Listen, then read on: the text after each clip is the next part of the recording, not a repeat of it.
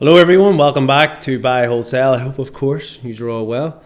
It's been a lot of months since we last done a video on the channel and a lot has happened in my life. One of the first things you'll notice is new surroundings, new home, new house, new dreams, all that. It's been a long road. We'll work on a video, we're working on a video. There's a lot to inform you of that has changed in my life, and there's a lot that is lot to be said. Let's just say we're not getting into that in this video. This video is purely because a lot has happened with PREM. Nothing really has happened with PREM while I've been away as such. Some stuff has happened. Most of you will know the crack with all that. Anyway, this video I want to have mostly a look at the share price because some interesting things are happening. Also, there's been some interesting developments. The 1st of April was to be the big day.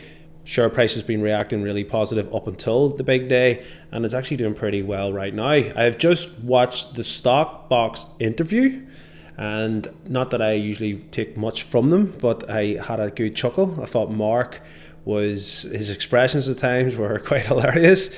And George is good old George. We're still in PREM. We're still heavily invested in PREM in the region of about 20,000 British pounds. So we're loaded up in PREM.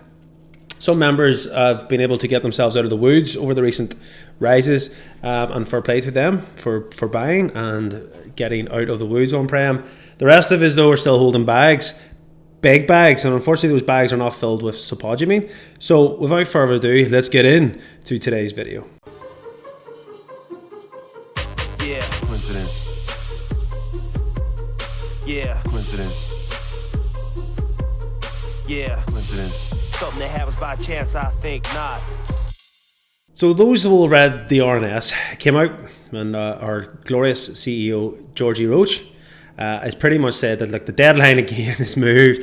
We're still looking to take the next step, which is getting the final piece of commissioning done on the plant so it can go back into full operation. Something that he has said, look, once we get the funding, we get this piece done, we will be able to get this up and running, and we'll finally get the targets that we have set. However, Canmax, it appears, are no longer content with George sort of saying this, and also they're not content to fund the thing. So this final step that we need to take has no backing financially from Canmax anymore, which is a bit of a bummer. We did expect probably today the share price to react quite negatively to the news. It did initially dip, which we'll talk about in a moment when we look at the charts, but it's actually recovered. And at the time of talking, since the Stock Box interviews come out, we're sitting at about 10% up, which is quite remarkable really when you consider the sort of strength in the words used by Canmax, I feel, in the RNS that came out yesterday. So in simple terms, Canmax have gave PREM a month's notice that you need to get this sorted, i.e. buy our debt office and let us walk away from this. So Georgie has said we have plenty of people lining up, so many people lining up to take on a load of debt and to take on the funding that we need to get this up and running. Now, you can read into that as you wish. My thoughts on that is, it seems like a bit of a stretch. Why would someone want to come in and take, the best part of £40 million of debt plus interest, take all that on to get the thing up and running, to get the spodumene out the other end? It's still risky because we're really not sure if it's still going to work, let's be honest. Canmax, though, have set sort of tight parameters, so they're really watching over PREM, which is a positive. I feel like if Canmax are really going, right, George, you're in charge, yes, on paper, but we're taking control of this. We're being very careful where you're spending the money. Any penny that's going out, we need to be approving it. So they're really looking over how the company are going to be spending their money. It's their investment and they're worried about it, which I take as comfort, because originally I was thinking Canmax just want PREM to go bust here and they can come in and take everything. They could have went really even further hardball on this 1st of April deadline, I think, but they didn't. They've allowed them to maybe sort out things in the next 30 days, feeling that they've even set a deadline for the end of 2025. And Christ almighty, if I'm sitting here at the end of 25 still talking about taking this next step, that'll be tough going. So let's look at the positive side of things. If somehow George can smooch a few people into bidding on this, or get at least one person to step in and take on this plant that doesn't work, this plant that hasn't been able to produce, this man that hasn't been able to really deliver on anything, if somehow someone goes, I like the look of that. I like the look of us debt. I like the look of what's going on here. I like the fact that 100 million has been spent on a plant and the share caps is 16 million. I like this. I want in on this. If he can do that, fair play to George. And to be honest, if you look at George's track record, he's very good at smooching people. So maybe, just perhaps maybe, he can get somebody in. Canmax have to approve that. So it's not just a case of getting anybody in. It has to be someone that Canmax approve of. So we could be looking at this, say, in 28, 29 days' time. He finally gets somebody in at that point. Canmax are likely to extend the deadline further to potentially allow things to get tied up. So we could be sitting here in 6 weeks' time, still with this agreement in place. It definitely feels like George has been brought in. The risk has been put out. He's been caned a few times. He's been told, look, we're not happy with you. We can't really be bothered with this anymore. We're happy to walk away. However, we'll give you, another opportunity to put this right, but we want to watch over all your finances. We want to make sure 100% everything you're doing is above board, and this approved party has to be legit, someone that we can trust that will deliver us our money. And I think at the same time, Canmax will still have some shares left in PREM, so it's really good terms, I think, for Canmax. And to be fair to Canmax, I think they're giving it a little bit more leeway than they needed to, which again gives me a bit of positive, because if they really felt like this was dead as a doornail, I'm not so sure that they would do that. But listen, we don't know what's going on behind doors. Hopefully George is telling the truth. In the Stopbox interview, it felt a bit wishy-washy, but he did say it is in the RNS. There is supposedly interested parties. I'm not sure in the RNS, as I said, in Stopbox interviews it's one thing, but in an RNS he has said there is people in the background. But really, what is the extent of that? Could it be some people have inquired, what's the crack? They've looked at it and went, 50 million quid worth of debt, you've not delivered, the plant needs work, it's a hell of a risk, we're not interested. That could be the people that are interested and they're not interested no more.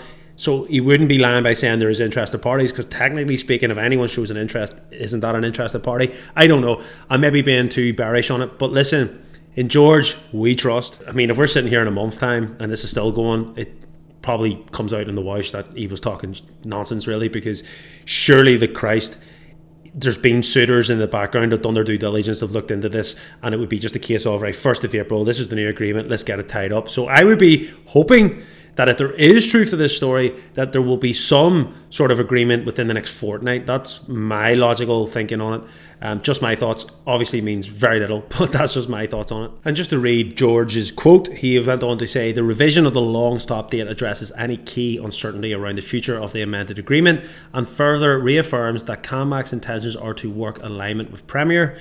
Discussions around the expression of interest are well advanced with a number of interested parties, and the board is hopeful that these will be concluded within the stipulated timelines.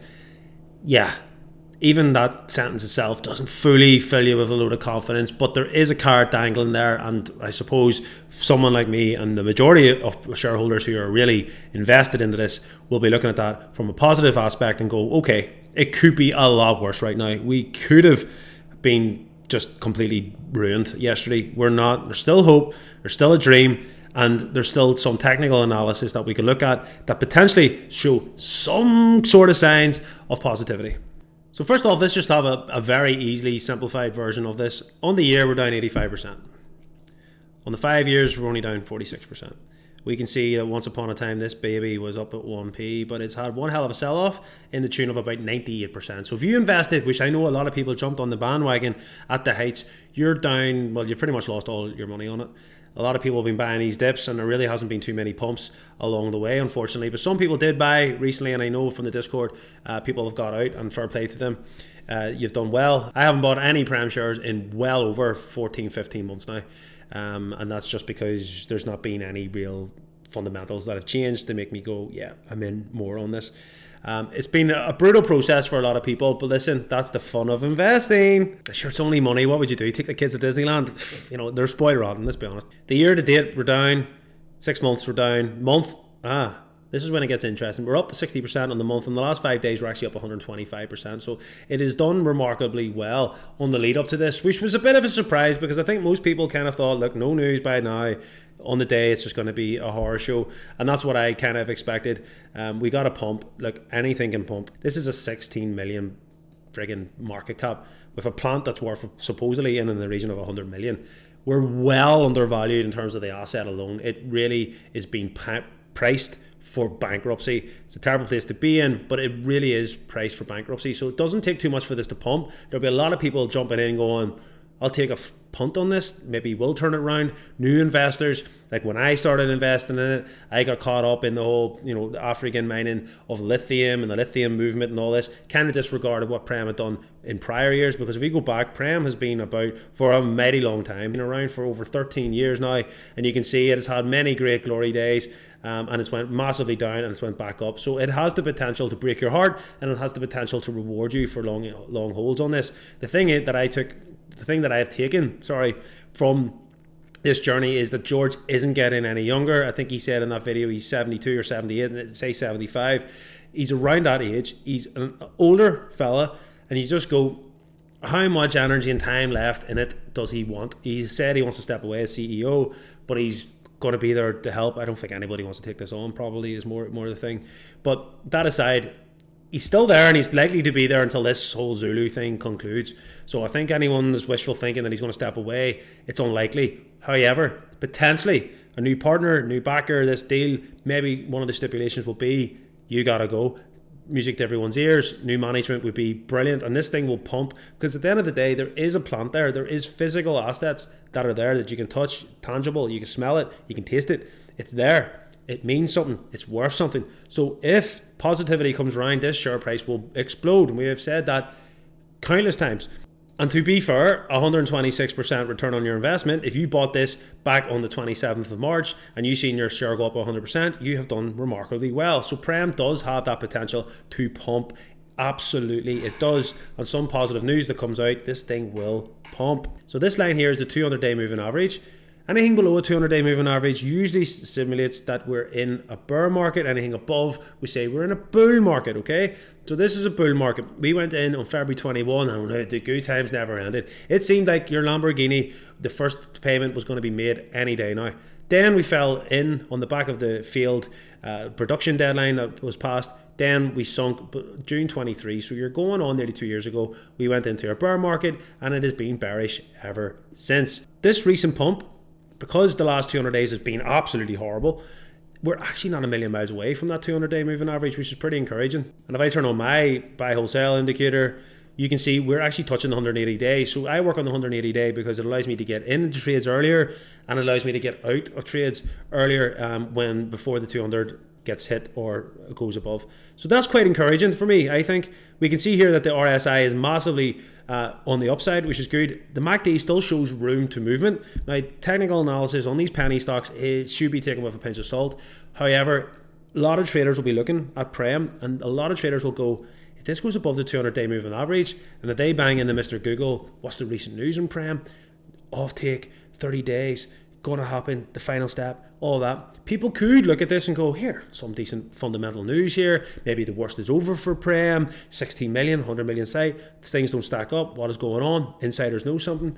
You could easily see people back in this, and then it could go bananas. And that's probably wishful thinking, but that's what I'm looking at. Especially if you take a step back and go, okay, well, what's it saying on the 4-hour chart? Well, on the 4-hour chart, we're actually above the 180-day moving average, and if you look at the 200, we're above that as well now. So if we turn that back off again, that's really, really encouraging. Now, the only downside is today's sort of minor pump of 3% looks to be crossing over. So what I'm looking for the rest of this week, start of next week, is for momentum to remain either flat or at some sort of positive. Even if you're looking at this day next week and we're only up maybe 10-15%, that would be a massive positive for PREM in terms of maybe we're going to be able to stabilize here, and maybe that excitement, depending on maybe a bit of a news, a stock box interview, an RNS, something fundamentally positive, it could generate attraction. And that's me trying to be as bullish as I possibly can on PREM.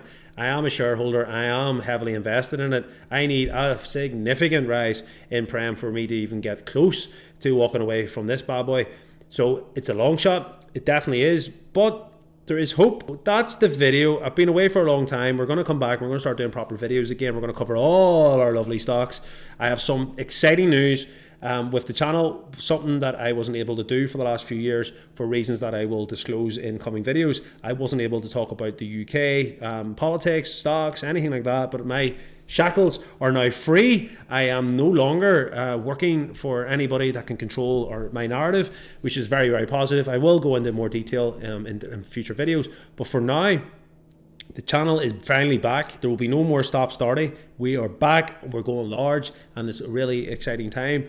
Hopefully for the channel and for getting good quality videos out again. I'm really excited. The momentum died once we weren't able to talk about UK stuff anymore, but we can now. We're back, and there is a mighty bucket load of stuff happening around the world with economics and the USA and Trumpy baby and all that. So there's plenty of good content to be made, and I'm really excited about it. But so that's the video. If you are still watching, you're still subscribed to the channel, drop us a like, maybe a wee comment, something.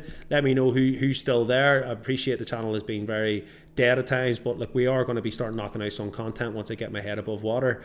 I'm away to cut some grass, enjoy the good weather, and I will see you all hopefully in the next video. Peace.